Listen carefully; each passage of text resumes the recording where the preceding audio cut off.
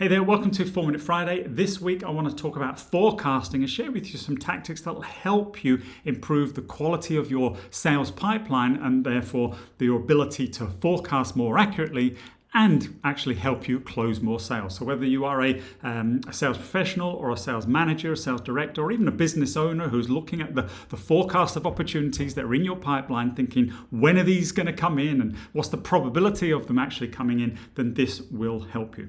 Before I start, very briefly, my name is Brian Conway from 𝗬𝗺𝗃𝗍𝗃𝐿.co.uk. For the last 25 years, I've helped businesses large and small, so companies from Google, Lenovo, Dell, Nokia, Microsoft, Adobe, you name them, I've probably worked with them, but right down to single owner type businesses, helping them grow their top line, helping them make more sales. That's what I do. Now, in this week's episode, as I said, of 4-Minute Friday, which is where I take a few minutes on Friday to share with you some kind of sales or marketing tactic or something that will help you find more opportunities and close more business, I want to talk about forecasting, and in particular I want to share with you the acronym that I use either when I'm monitoring my own pipeline or more importantly with my clients and helping sales managers when they're coaching their salespeople. I want to share with you, as I said, an acronym that will help you do that more effectively, and the acronym is RESULTS. So very briefly I'll just go through each one of those stages.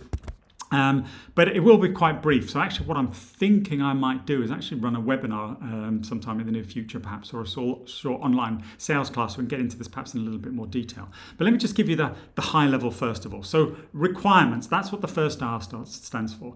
Do you fully understand the business requirements or the personal requirements if you're B2C, but I mainly do B2B sales. But what is that business requirement? What is the pain that you're trying to alleviate, or what is the gain? What is that outcome? So I'm not talking about what is the product, what do they require as far as a product or a service that they're going to buy, because remember, people don't buy products and services, they buy products and services for what they will do for them or their business. So what is that thing that they're actually trying to achieve? That's what you want to understand. That leads into evidence, which is the E of results, which means where's the evidence that they achieved that outcome? What is the metrics that they're going to use to measure the success of that project? What are the success factors that they're going to be looking at? Do you know? If you don't know, how are you going to track against those? And this is all about understanding one of the three whys, as we often talk about, which is why do they need to do something and why do they need to do it now? Third thing on the list is S, is stakeholders.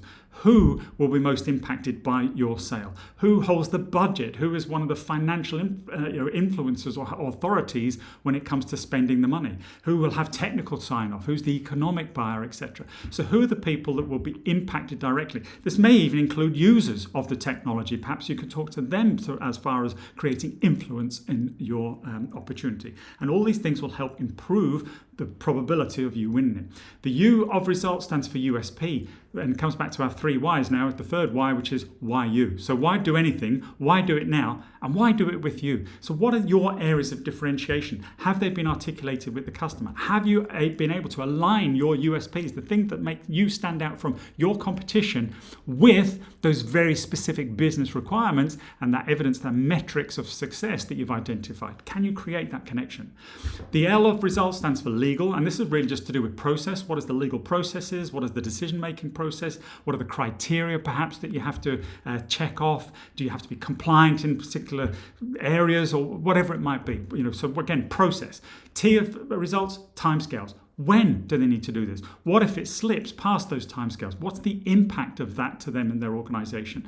Are there any other dependencies perhaps that could create an impact on the timescale? If another project is dependent on implementation before you can do your thing, what happens if that other project slips or disappears? Does it bring yours down with it? So what are those interdependencies? So what are the timescales that you're working on? And then the S of results stands for strategy.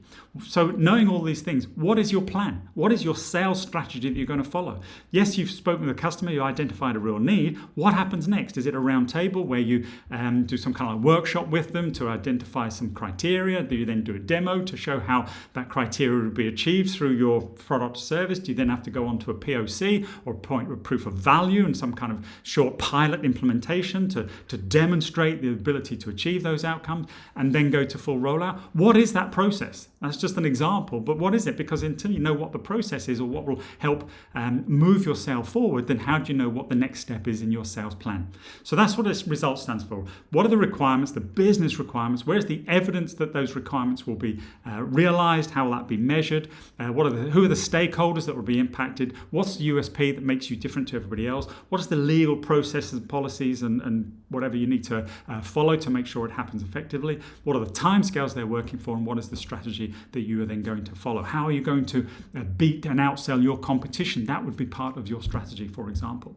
So that's it for this week. I hope you got use from that. If you have any questions about it, please do comment or message me or email me or whatever. I'm more than happy to help. If you have a business and you run a sales team and you want to improve the quality of your forecasting and pipeline accuracy, please reach out to me. I'm more than happy to help. And keep peeled, because as I said, I'm thinking about doing a kind of a short workshop myself, or a sales class, a webinar or something around this whole area of forecasting and pipeline management, because from my experience, a lot of businesses, a lot of sales teams are really quite poor at doing it. So anyway, you've got a framework that you can follow which will improve your performance. So if you apply it, obviously. So that's all for this week. I trust you got value from that. As I said, please do like, comment, share, and all that stuff. Always appreciate. Subscribe if you're watching on YouTube, so you get notified of when I release a new video. And I hope you have a great weekend. More importantly, as I always say, I hope you have a great week of selling, and through the implementation of the results framework,